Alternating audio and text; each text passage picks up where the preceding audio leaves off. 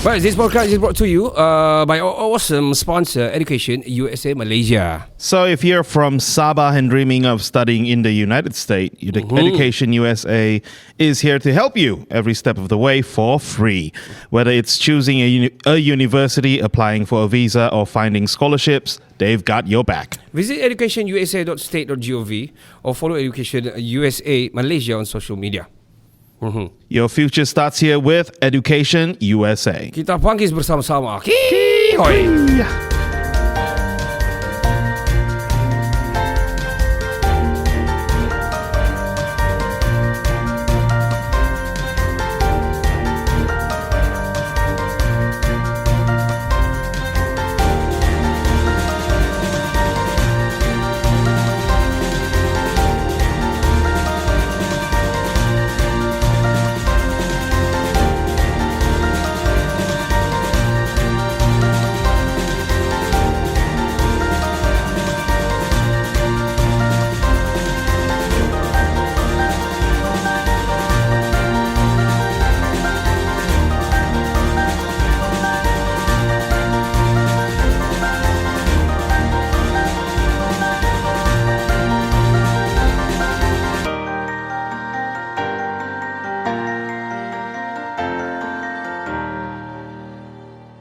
Assalamualaikum warahmatullahi wabarakatuh. Saya Ricardo. And saya Kenny. Selamat kembali ke podcast ataupun episod kedua bersama dengan Education USA.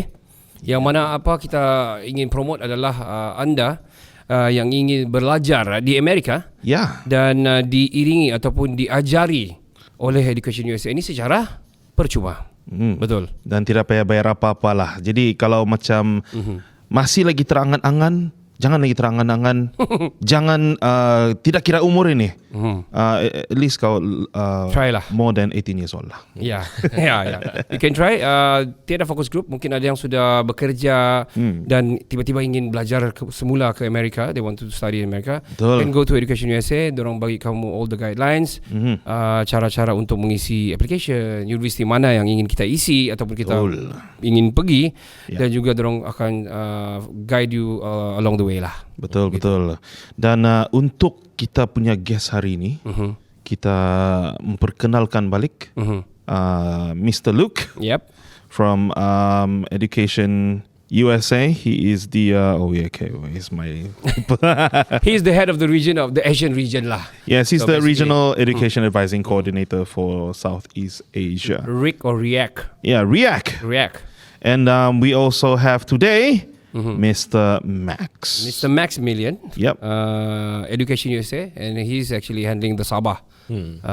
Yeah. So welcome to the studio for the second episode with us. Thank you very much. Thank you for having us. Yes. Yeah, we're honored. So how many days you've been here, Luke? This is my second day. Okay. And then I leave tomorrow. So fast, you go back to Jakarta? I'm going back to Jakarta. Okay. But previously you are from Australia. Yeah, I was at a conference in Australia, and then I flew here. Wow, you're a jet setter.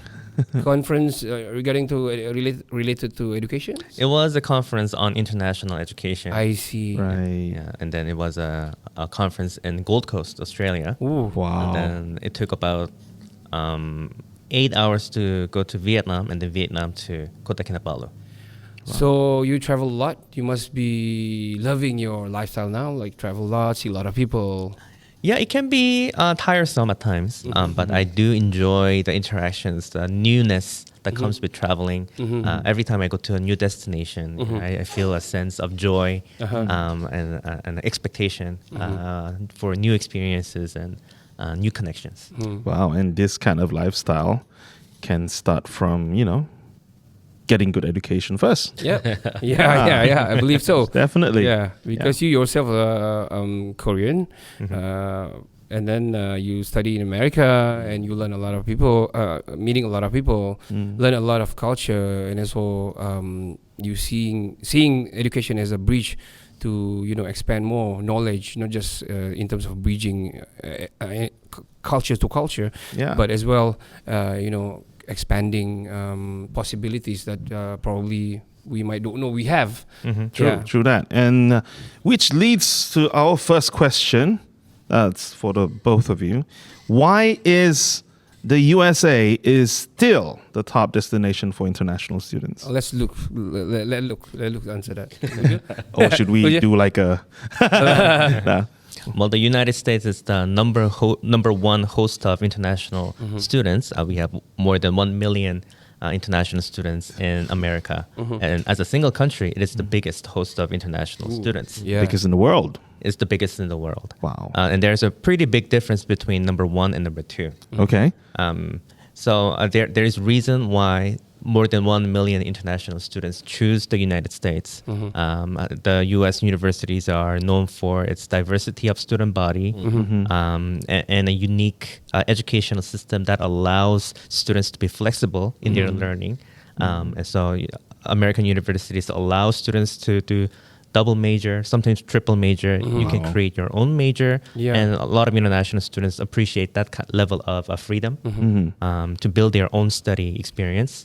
And they're able to, so when they go to American universities, because so many people are from around the world, you get to network with basically the global community. Yep. And universities in the US really present a microcosm of the world. So it's one of the best places you can go to experience the global community. Is that... I'm sorry. Yeah. Is that what the few reasons why the academic experiences in USA is different from countries, for example, like the UK, the Australia, or Europe? Yeah, it's one of the reasons why they're different. And I would say that American classrooms are often very focusing on discussion and debate. And they really want to take advantage of the diversity they have. So it's not like one professor giving a lecture to hundreds of students. And a lot of times professors serve as facilitators of conversations so that what people bring from their different cultures and different backgrounds, everybody can benefit from it. And that aspect is really integrated in American universities' liberal arts system. So the learning experience is an active experience rather than being passive and listening to lectures from professors. It has to be interactive. I mean, in the modern day and age, like right now, it has to be interactive. Tidak boleh buku saja. Spoon feeding. You sit down looking at the slides and then you do another presentation the other day and then you get your scrolls. And it's meaningless. And also, I will probably add on that one. I think most of American graduates, I don't know, but I think easily to get job everywhere. Because it's well known, recognized, and also I think in terms of the syllabus wise, they kind of like have all those criterias. So easily lah, mostly the graduates macam most of them having a good, job lah. Most of them are not unemployed. I want to talk to Max. Saya ingin bercerita dengan Max. Max ni boleh berbahasa Melayu. Boleh lah. Dan Max ini akan menjaga Sabah dalam Education USA. Yang mana Max ni sudah I think a year probably in Sabah, dan dia bukan orang Sabah, dia orang Sarawak sebenarnya. So Max, kenapa memilih Sabah ni untuk adakah Sabah ni kurang dia punya student probably mau apply untuk pergi belajar di Amerika or how? You mean pilih Sabah as in like to promote the education in USA? Well, actually saya tak memilih because coincidentally, kebetulan saya memang di sini based in here. Then kebetulan at the time Education USA is looking for someone to handle Sabah's market when it comes to studying in USA. So coincidentally I was here. And I was actually quite interested in terms of providing such services to students because one of the things that I've learned before this, when I do Education USA, I work for a private company as a PR executive. So at the time, my company was really focused into nurturing our local education environment because when it comes to like industry, for example, my industry at the time, we have very specific need for specific skills. And if you don't nurture these skills, you can only acquire talents from outside. So at the time, for example, my companies, we use a lot of talents or engineers from outside, from like China, America. So our thought process is like, if we can nurture our own local people, enrich them, make them specialize in the things that we want them to be, that they're good at or something that we need, why not?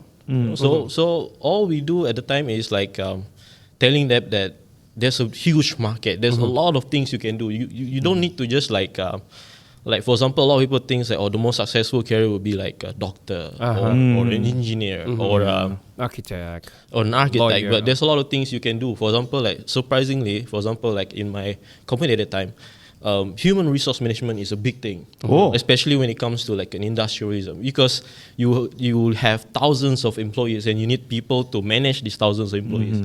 And then, for example, we have specific requirement for, let's say, like chemical engineering. And we don't have a lot of chemical engineering in Malaysia. We usually have like civil engineering, electrical engineering. I see. So all these things is something that is very new at the time in Malaysia. So we wanted to nurture all these interests. So once I moved here, of course, I had to let go of that job. And when I heard about education, yes, I thought, hey, why not try? And because it became my passion. At first, it was just a job, but it slowly became passion because the way I see it is that we're not only like doing this to benefit the company, but at the same time, we're benefiting the younger generation. Oh, yes, of course. Because at the same time, we are opening their mind to look at the world in a very different lens. You know, before this, like I said, people look at growing up and getting a career, and the scope is very, very limited. You know, well, maybe I just work in the government, or maybe work in a school, or work with the reinforcement. But when you open up their mind, and then you start to think, and then you start to see students to like, hey, maybe I can explore something else. Maybe I can study something else. Maybe I don't actually just have to follow what other people do, because a lot of times students, they just follow what is the norm. And the problem with just following the norm, you don't get anything new, you don't get any improvement, you don't get anything. So I took the vacancy as an opportunity to explore that side of myself, because I want to be of service and I wanted to try to really, really make like a difference. Because at the time, like I said, it's a job. Then slowly it became a passion. Then now it's more of like a passion. And at the same time, if I can do it as a job, why not? So that's how the story goes, lah. I see. So talking about the students that you started here, like probably a year like that. No, I just started like February actually. Okay, so February. The campaign has started. Campaigning people. I mean, the awareness of Education USA is helping. Slowly, we are moving towards making Education USA. We're starting with introducing Education USA, because we want people to know that we're not just here, but what exactly our services is. One of the reasons why we're having this podcast now is that we want to promote that Education USA is not just in Sabah. Of course, I can just post it on Facebook and say, we're in Sabah now. But we also want to provide information on exactly what can we do for you as a center, as an information hub for those who are interested to study in USA. We're glad to help you guys on this journey. We also want to see the Sabahan people study in US and come back with become a better modal insan, orang bilang, produk kita di sini. And bukan itu saja, boleh membantu not just Sabah but the whole Malaysia with the education that he got, knowledge and everything from America. Let me just share you a story about back then, I think back in the 80s here in Sabah. I'm just going to put the political sense aside, but during that time, the Sabah government that time, back in the 80s, including my dad, they were pushed, or they were guided to, if you're good working with the local government here, with the proper, they reach this certain level of you're good with your job, they offer you to study in the US back in the 80s. So actually most of our ministers now, big names actually from America, from America, including our chief minister now, studied in New Hampshire College before, now is Southern New Hampshire University, including my dad also, my late father was studying there. I think big names are all from America. So back then, even what I'm saying, back in the 80s, like 40, 50 years ago, sudah nampak, you can see how important it is to this education, not just being belajar di local university, but studying in America itself. And it shows that if you study, I mean, based on the stories I've heard, the stories from the ministers, local ministers and all that, apparently if they study in America, when they come back, they'll hold big jobs and they'll do successfully, and that shows. And let's go to the fields that you mentioned just now, Max. I was thinking because lately the trend seems to be pointing onto data science. Yeah. So how's that? How popular is data science for when students come and apply with Education USA? I would say it's definitely increasing because the thing is that trends changes after years. IT used to be something that is niche. People don't really get into IT. People get into something that is more norm. Then slowly, when IT gets more and more important, last time it's just paper, pen, documents. Now you don't really use paper pens. Everything is in PDF. Everything you can sign online. True. And data analysis is slowly moving towards that kind of trend as well. So of course, the interest would definitely be increasing because the more the more active a certain industry is, the more interest garner into it, and the more people will want to be in there because that's where the money is. If you want to have let's say you want to have a stable job, or you just want to have a job, then of course data analysis is probably something that you want to venture into. Of course, at the end of the day, as long as you have interest, everything will work for you. So it's definitely increasing. Data analysis, I recall previous episode I've asked one question to Luke about the success stories of Malaysians after going abroad with the help of Education USA. Are there any success stories that you know of, Max? There's a few. There's a lot actually. I mean, I tried to remember all the names, but I can't. So I have it on my phone. So, for example, in recent years we have students. For example, this is on the social media, the one that we posted on social media. So cool. Those who wants to check out, you guys can go check on our social media for the success stories. So one I have is this guy called Ong Chi Cheng, who studied physics and computer science in Massachusetts Institute of Technology. MIT, yes. Wow. And then we have Ilham Fanani taking hospitality management in Long Beach City College. And then we also have Sarah, who's studying in University of California, Berkeley in molecular and cell biology. Wow, so as you can see, the variety is huge in America. There's just so many different things you can study. There's so many things you can learn in USA. And it's impossible. I would say it's impossible to find things that you cannot learn in the university or colleges in USA. Wow. So there's a lot of success stories, of course, and this is just some that I can share because they are willing or they are okay with having the story shared on social media. And then these are not included those who tried by themselves, because there's also a lot of students who tried themselves or had support from their schools to find opportunity in the USA.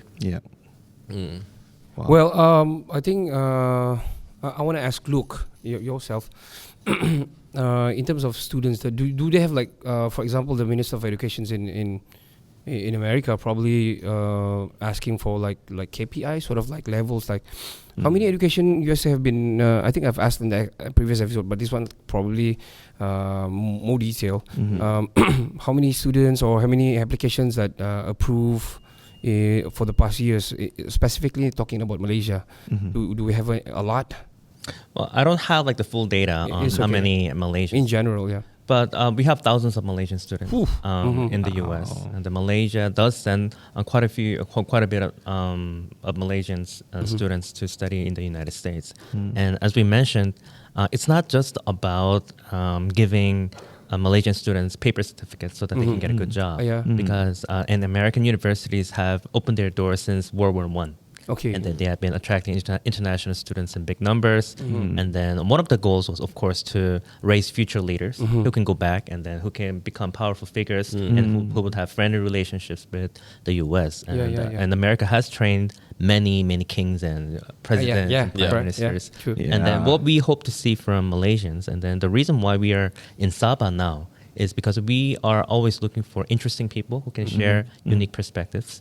And we believe that it's really time for us to really venture out and have a presence in Sabah, in the Borneo side of Malaysia, because we know that students here have something special to offer. And then when they come to the US, and then when they receive that education, like I said, because American universities offer that global experience, it's one of the best places to learn about the world, and also learn how to work with the world. Yes. So when they come back, when they become 40s and 50s, they have the very, very wide ranging knowledge of what the world is about and how to work with different people. And Malaysia is a fast growing country. And then the current young generation, when they become 40s and 50s, Malaysia might be having a golden age. Yes. Oh, It will wow. surpass a lot of European countries in terms economically. GDP will grow. Sounds good. The kids these days have a really, really strong future ahead of them. And to really take advantage of this golden age, they need to learn about the big world. They need to know how to work with the people from around the world. And then if they were to choose a destination, they need to go to a place of influence, a country that currently has the power to move the world. And that's where they can learn best. And they'll be ready for that age. And that's where Education USA comes in. Yeah. We're going to ask more about Education USA right after this. We're going to take a short break. Yeah. Dan untuk kamu ingin memilih ataupun mencari jalan ataupun ingin menyambung sekolah anda di Amerika, pergi Education USA di semua social media mereka. Dan juga bolehlah kamu rujuk-rujuk past experience ataupun story-story yang sudah pernah orang bilang produk-produk daripada Education USA ni, daripada diorang dibantu sampai diorang belajar dan sampai graduate-nya mereka. Boleh cek di social media mereka. Jangan ke mana-mana, kita akan kembali selepas ini.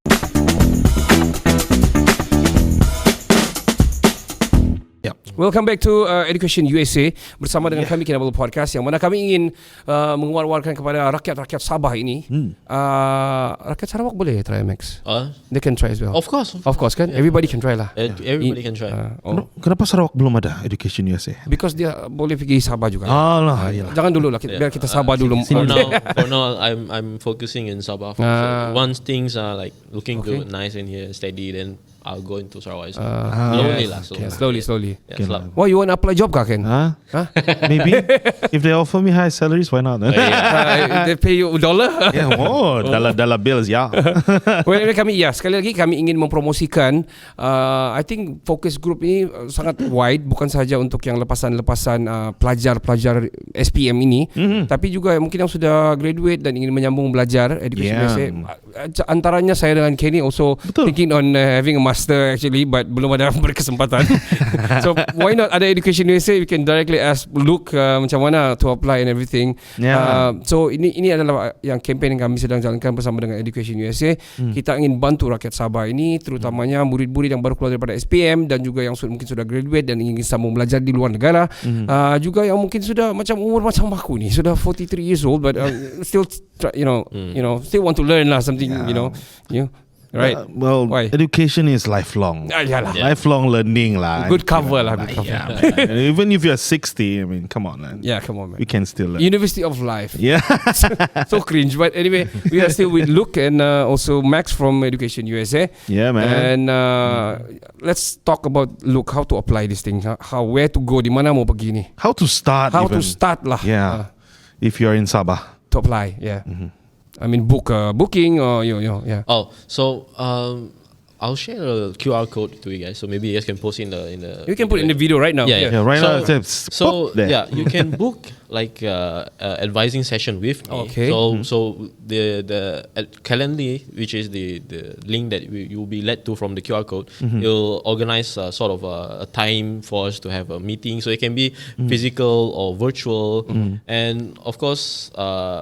As long as both parties is available, then we have an advising session. So we go stage by stage. Okay. Right? So as mentioned in the previous videos, in the previous episode, is that we'll go first. We go with the choosing the right college for you. That's the most important thing. Because the thing about Education USA, we won't be the one who's pointing. Oh, okay, I think that university is the best way. So for example, one of the most recent app that you can use is called Common App.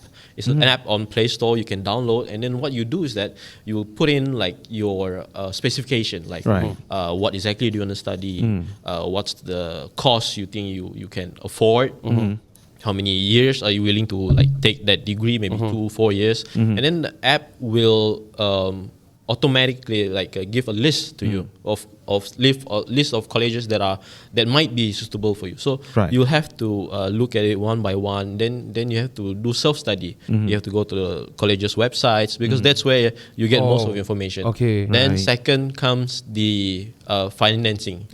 Financing will also help you in roughly the same way. We will lead you to use websites. We will teach you how to use the websites or apps to help you find suitable scholarships that you can apply and you can try to get for them to fund your studies. After that comes the admission. You have to you have to wait for them to open the admission. So you have to submit your application and hopefully they admit you. So you have to follow all their requirement.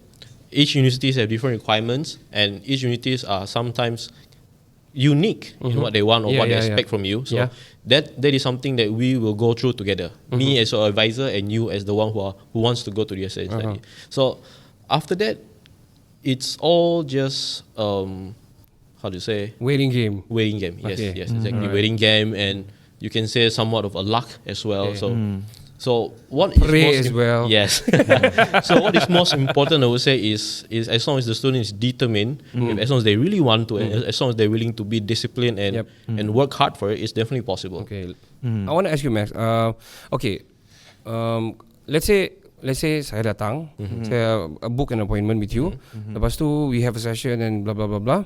How about macam at the current time, that situation, saya apply lagi banyak-banyak, like a few. Can I do that? You mean and to different universities? Of course, there's no issue. Yeah, it's better if you do that actually. Okay. We don't want you to put all your eggs into one bucket. Spread it all around. Okay. Spread it all around. Okay. So let's say, because this is also like I mentioned, it's a luck game. Okay, sometimes kalau kamu beli nombor, you buy once, of course the chances of winning very low lah. Yeah, kan. But we are not advising you to buy any number.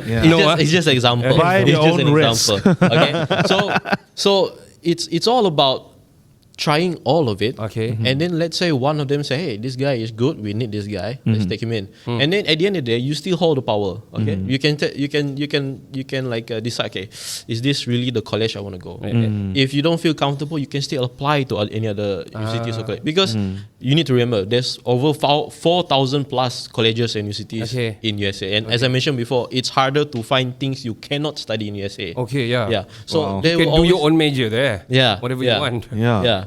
So it's definitely something that you can do. You can apply to like 20, 30. If you want to apply to 50 universities at once, you can do it. You can do it, no problem. It's better. In fact, if you have 5 universities who like are interested to you, they're like, oh, okay, suddenly 5 more. Then you'll be in a very good space. Yeah, you'll be in very good place. Then you can decide, okay, or maybe A, B, C, D, E. Okay, maybe E is a bit too far. Maybe C is a bit too cold, the place. A is in a city, I don't want crowded places. B looks just nice. Okay. And the financing are good, probably. Yeah. So of course, it's okay, no problem. Okay, berapa lama dia punya, how long does a person need to wait? Berapa the process ni, like after applying and everything, the waiting game ni how long? 1 year. We recommend 1 year. Oh, 1 year. So the earlier you start, the better. Don't wait for until your SPM to come out. No. So, because in fact, you can try before SPM come out. You can try. You can try. You can start trying, and then when your result come, you can send it to them, or you can use whatever qualification you have at the time. Okay? Because as a student nowadays, you can take a lot of other courses just other than just going to school. So we recommend you to start at least 12 months before the admission dates, because the usual intake, intake is in September or this is the one I want to ask. Intake is usually in September? Usually in September. Okay. So it's better if you start 12 months before that. Yeah, okay. So because it's a whole process. It takes a long while, especially the first few steps, especially the part where you want to look for the right college, and then it comes to application. Application can take a while. Sometimes maybe if you're lucky, maybe a few days. You know, because nowadays you can just send everything digitally, so maybe a few days or sometimes a few months. You know, to wait for reply. So it's all just the earlier you do it, the better your chances are. Yeah. Speaking of applying, for example. Just now we were talking about students that just graduated from high schools. What about working people like us? I heard about this Apple A, Apple C kind of, they take into consideration job experiences and whether that helps you to lengthen or shorten your the study. Does it apply for Education USA? Certainly, certain universities will definitely take that into consideration. It's something very standard actually nowadays. Okay. I thought it's just a local. Of course, thing. Depends on your working experience and what actually you want to study. For example, like if you've been, if you've been a chef all your life, suddenly you want to take accounting. It's a bit far-fetched. But let's say if you're the chef and you want to study culinary arts, maybe certain university, there's definitely a university that will put that into consideration, so they can shorten it or maybe make it more convenient for you. Maybe instead of full time, you can do it part time. It's definitely possible. It's very flexible. Okay, I've got like this very, very realistic example. I mean, okay, it'll just be me asking because I'm interested in furthering my study. For now, I'm looking at local options, but since Education USA is here, let me just, try out. I'm looking to study masters in, education, and I've been an educator for the past 12 years. And where would that put me? Like I said, it's very uncertain. Because as I mentioned, there's 4,000 plus different universities have their own requirement, their own standards, and they have a lot of different things that they would consider. So maybe certain universities they will look at your working experience as a teacher, then they think, okay, according to his experience as a teacher, maybe we can shorten his study to like 3 years or maybe we cannot shorten it, but maybe we can make it something that is they can do part time. So it's hard to say. It's hard to say how it would affect your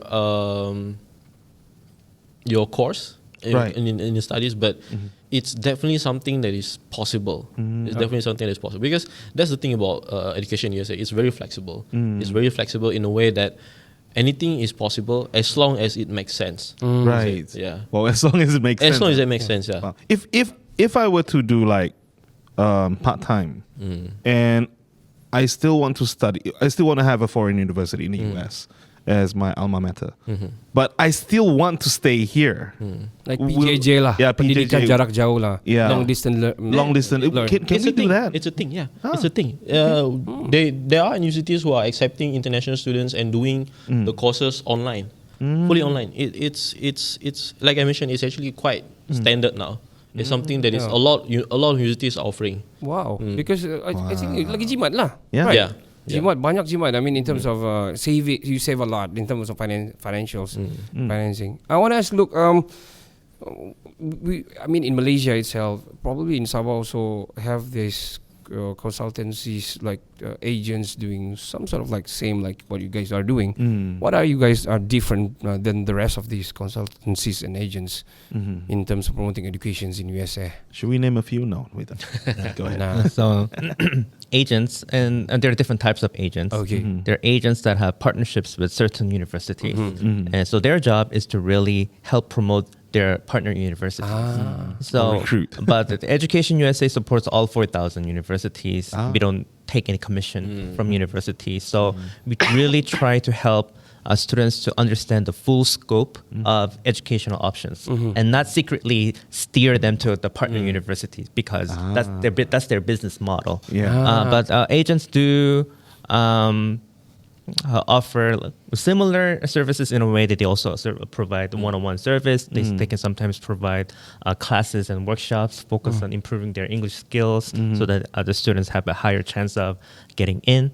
But they are a business, so they need to make profits from students when they provide their services. But we are providing these services for free for universities and students. And our goal is to not to just sell information and present information, but really help students to have a meaningful growth.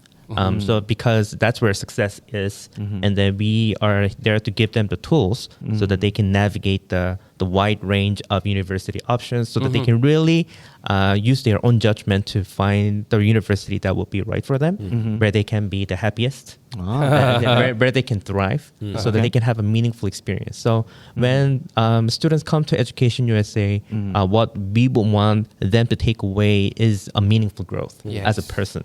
Not just like they take information and walk away, but when they come here, they see themselves growing, and that they see that our Education USA advisors are very supportive and genuinely mean well for the students, and be able to tell their stories in a powerful way, so that they can continue to overcome barriers and make those jumps in their lives, so that they can really, really become global leaders, and then that would be beneficial for both Malaysia and America. And then and that's we have seen that for many years, ever since the end of World War One. And then we've seen so many great leaders coming through our government programs like Education USA, Fulbright scholarships, become wonderful leaders, doing great things for their communities. And that's where we see the reward for being in Education USA, not money. Wow. So we're gonna take a short break, kan? Awesome. But before that, sekali lagi dalam bahasa Melayu pula saya ingin mempromosikan kepada anda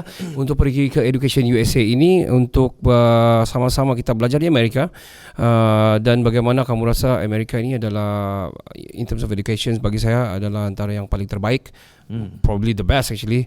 So kebanyakan kita punya menteri-menteri, orang-orang besar kita, our scientists came from there. Kita punya banyaklah graduan-graduan ni lahir dari sana. Mereka memang dalam posting ataupun position yang sangat-sangat bagus lepas keluar daripada sana.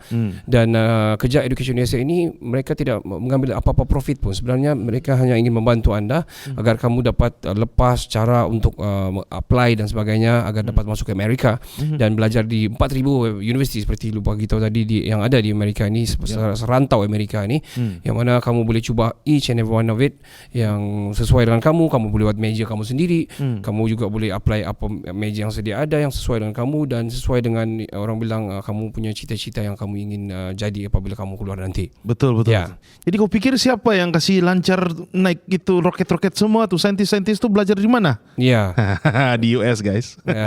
Even Einstein went to US. Well, anyway, we're going to take a short break. We'll be right back right after this.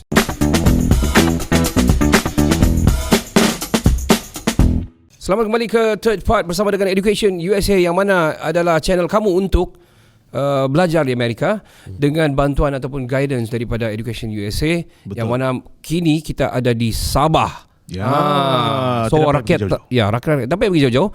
Rakyat Sabah kalau tidak faham di website itu ataupun social media itu, kamu boleh terus pergi kita Education USA yang ada di Sabah, yang mana terletak di mana tu? Kita tanya sama Max. Where is it, Max?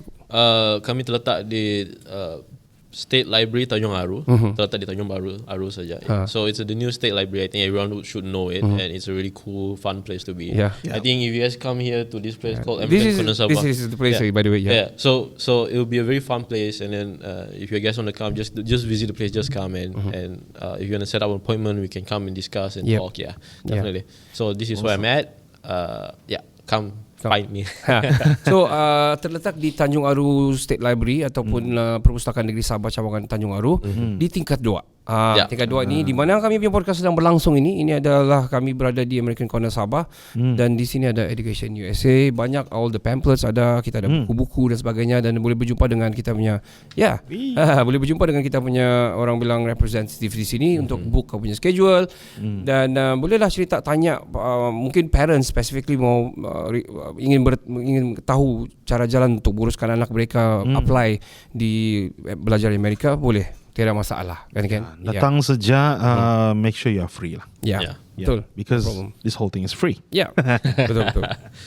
So I was thinking about what makes an application really stands out. Is it like just the stories, or probably what was it? The essays are important. The achievements that they've done for their curricula and co-curricula are important for, are taken into consideration when they apply. Thank you. That's a great question. And American universities have what's known as holistic evaluation. What that means is that they want to have a full picture of the applicant, They want to understand who this person is as a person. So on top of academic records like scores and test scores, yes, those are important because after all, universities are academic institutions. We want to know how well students can perform academically. So that's one of the first things that universities look at in your application. So those need to be good, but that is one of many things that universities look at. Right. Other than academics, we also look at your activities, extracurricular activities, and what kind of a person you are outside the classroom. What are you interested in? What are you passionate about? What kind of leadership activities you're involved in, volunteering?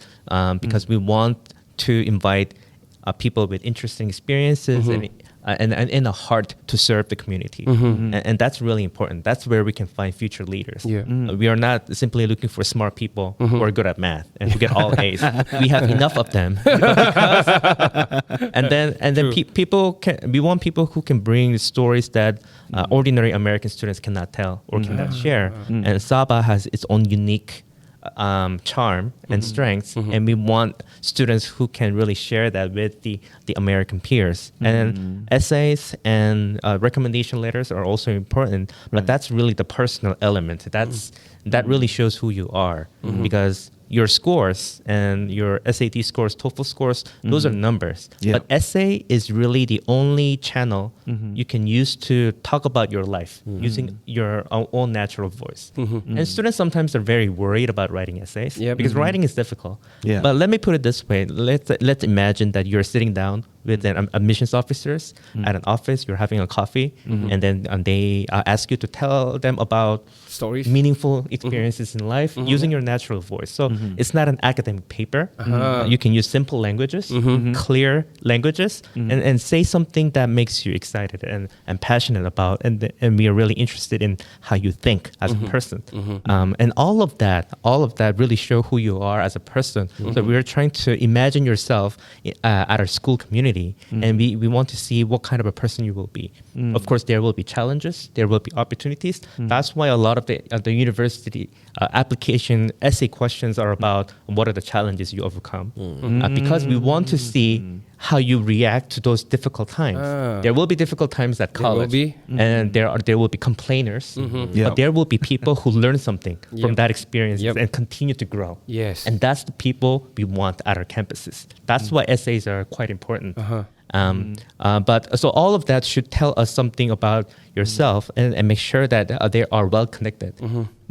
Well connected. That's why we discourage people from using ChatGPT because I mean it doesn't sound like a real person. And now there are AI detectors, admissions officers use. So use your genuine voice, but really take it as an opportunity to organize information about your life and think about your aspiration, think about those meaningful experiences, and hopefully this will be a fun process, a very rewarding process, so that you have a better understanding about yourself, what you're looking for, and hopefully a university who sees that with you and who will give you the best opportunity.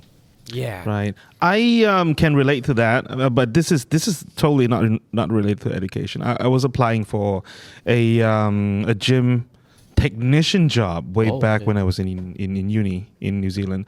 I thought they were going to ask like if you're good with your hands, you're good with mechanical your stuff, tools and stuff. Yeah, but they were asking personal questions. And I was thinking, what's that have got to do with? What was the questions? The questions are like, I wonder. are you good with people? How are you with your friends? What do you do in your spare time and all that? So how are you with your family? I was like, well, I guess they wanted to know who am I as a person, really. Did you get the job? I didn't. Apparently, I'm not that interesting. Yeah, but I do get it. That's the interesting stories that that people. That's the reason why they ask you that sort of questions. Probably you didn't answer the correct way. Probably you try cover stuff. They just want to be your genuine you to answer that. Probably I was being a little bit mysterious, I guess. Which is interesting. Yeah. being. I want to ask about to you, Max. Yeah. Kita fokus ke orang Sabah lah. Okay. Kita take this as a snippet juga to the Instagram and TikTok.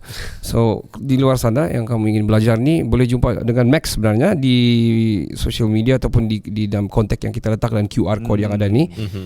So step dia pertama adalah book appointment dulu. So kalau kamu tidak berani, bolehlah bawa ibu bapa kamu ataupun parents kamu. Yes, definitely.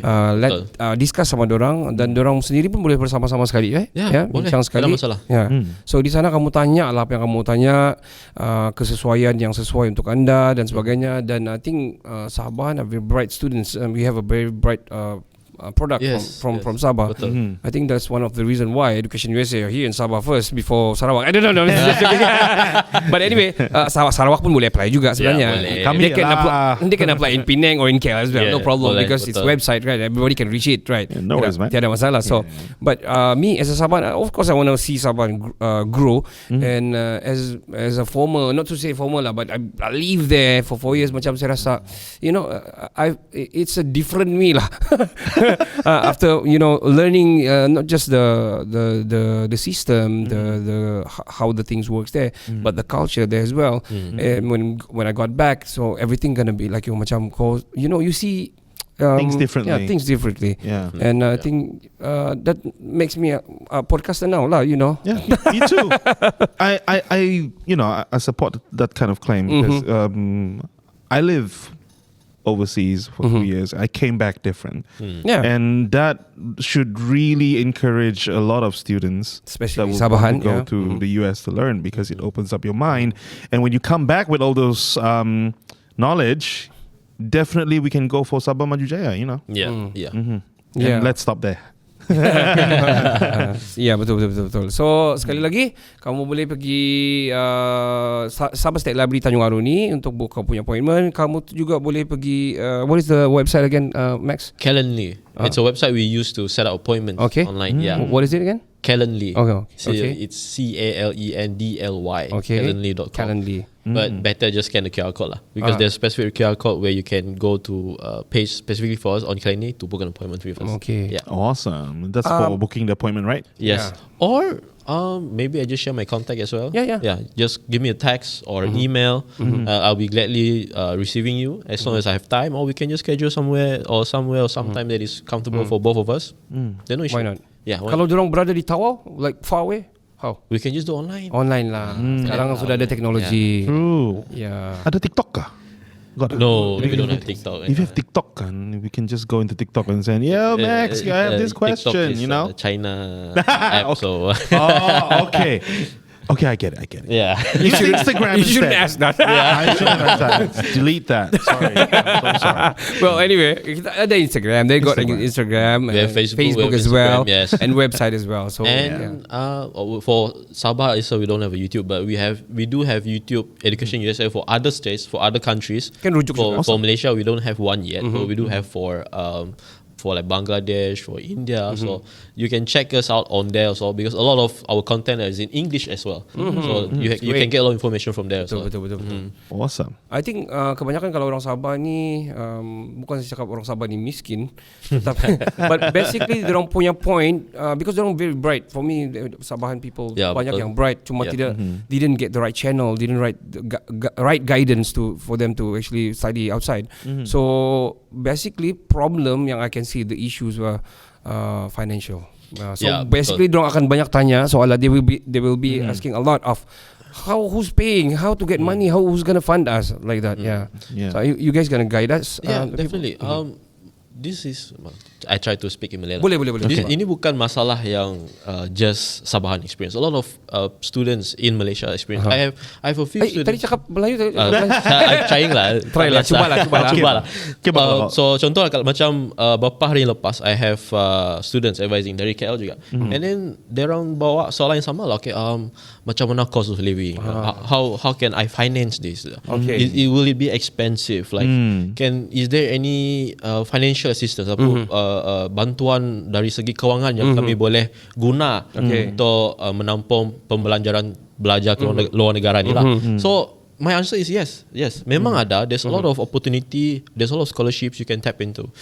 There's even apps. I cannot really recall what is it, but just come to me. We can talk about it face to face. So there's a lot of channels. There's a lot of apps. There's a lot of website. You can actually go and check out this scholarship. There's definitely a scholarship out there that are available for you. Okay, memang ada. Because similar to how many different universities we have, okay, termasuk dalam bahasa Inggeris lagi pula. So there's also a lot of actually scholarships that are available, and it's not just scholarships from the university itself. There's also scholarships that are provided by private institute or private sectors, or even for example, like we have government-sponsored scholarships. So there's a lot of options actually. There's a lot of options. It's all about whether or not you're willing to put the effort to find them. Yeah. Right. Definitely. Awesome. Luke, I want to ask you, what should Malaysian students expect from campus life in the US? Since you know the culture here, yeah. Sure. Campus life in the US...